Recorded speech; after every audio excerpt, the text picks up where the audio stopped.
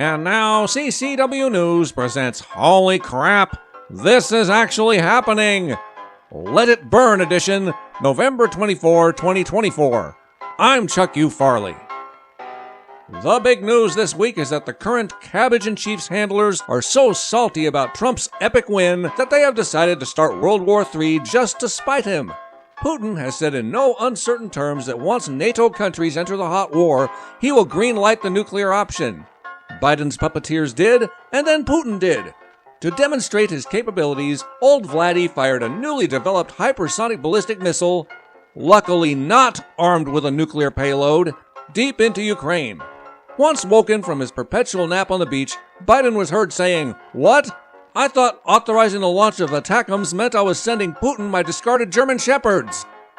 Meanwhile, the Daily Mail is writing articles about how to winterize your vagina. I swear, I am not making this up.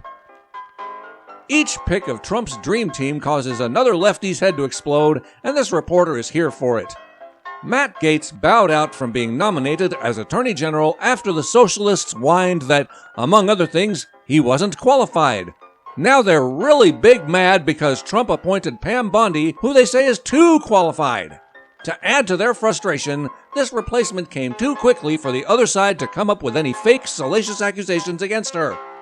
Be careful what you ask for, kids. As viewership has dropped lower than that of the Tiddlywinks network, Comcast has decided to spin off most of its cable networks, including E!, Sci-Fi, the Golf Channel, USA, Oxygen, and socialist propaganda mill MSNBC into a separate media company that can be handily sold off if they can find anyone crazy enough to pay for it. The name of this new media company? Spinco.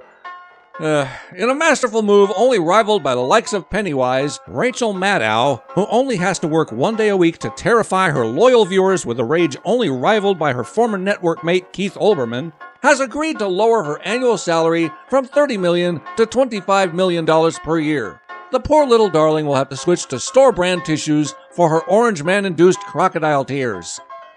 Speaking of tears, masses of cry bullies dramatically announced their escape from the free speech of Twitter X to the safety of the censorious platform Blue Sky, where they share blue heart emojis because red hearts are fascist.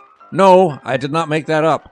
Notable refugees include Don Lemon, Rob Reiner, Mark Hamill, and George Takei, making X infinitely more enjoyable for the rest of us. Now Blue Sky is struggling under the weight of their own fascism. In only 24 hours, the site was inundated with over 42,000 reports, and the censorship requests have expanded to over 3,000 flags per hour and climbing.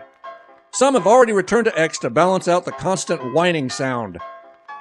Owners of The Onion thought they might make themselves relevant again by purchasing Alex Jones's InfoWars empire and turn it into a joke site, unlike what The Onion itself has become. In what is being called a Frankenstein bid, The Onion's parent company, unironically named Global Tetrahedron, was not the highest bidder by even half. Instead, they made a deal with the Sandy Hook parents standing on their dead children's bodies to take less money in lieu of ruining Jones, whom they sued for damages equal to the GDP of France and who had positively nothing to do with the tragedy. This story has more twists than a Chubby Checker tribute, as the judge has put everything on hold after Elon Musk's ex-Corps attorneys filed a notice of appearance.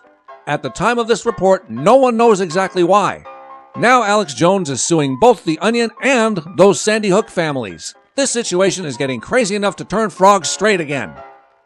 The LA Times is also jumping on the relevance bandwagon by replacing its entire editorial board with writers who might be willing to report actual news? After the FBI was caught lying about their involvement in, if not full-on incitement of, the violent guided tour of the Capitol on January 6, 2021, they were also challenged on why they could not identify the mysterious pipe bomber who seems to have gotten away scot-free despite extensive surveillance footage and every cellular carrier giving them records from the area at that time. The FBI swears that they were given corrupt files, leading them to drop it like a baggie of coke in the White House. However, the phone companies outed them by insisting that not only were the files not corrupt, but they still have copies should the FBI wish to peruse them. So chop chop, feds. The latest TikTok challenge came in protest of the recent election, which willfully ignorant, obese, blue-haired lefties feel took away their right to murder their own children. Loosely modeling after Korea's 4B movement, liberal women are threatening to stop whoring themselves out, thus solving the problem for both pro-lifers and relieved men the world over. Thanks, ladies.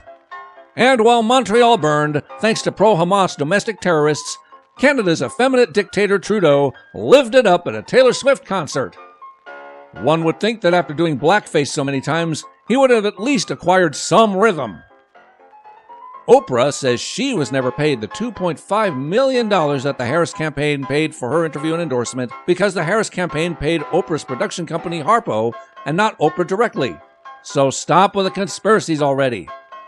All told, the contrived Harris campaign spent $1.2 billion, yes, billion with a B, on their losing campaign and are still $20 million in debt. Most of the funds went to pay for performances or endorsements from the likes of Megan Thee Stallion, Cardi B, Eminem, and Beyoncé, who didn't even perform. I guess she couldn't afford Taylor Swift. For CCW News, this has been Holy Crap, This Is Actually Happening. I'm Chuck U. Farley. Good night, and may God help us.